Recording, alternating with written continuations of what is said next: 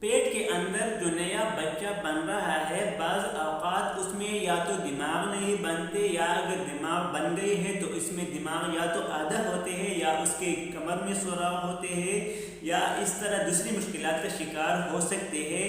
اس طرح کیوں ہوتا ہے؟ ہم کس طرح اس مشکل سے بچ سکتے ہیں، اس بارے میں آج بتاؤں گا۔ امید ہے آپ ویڈیو آخر تک دیکھ لیں گے۔ پھر بھی کوئی کوشچن ہو کمنٹس میں کل انشاءاللہ آپ کو جواب دیا جائے گا۔ چینل سبسکرائب کر لیں۔ اس مسئلے میں بہت سے عوامل انوالو ہے یا ملٹی فیکٹورل پرابلم ہے، لیکن اس کا جو سب سے بڑا کازیٹیو ایجنٹ یا جو چیز انوالو ہے وہ وٹامن B9 یا فولک ایسڈ ہے۔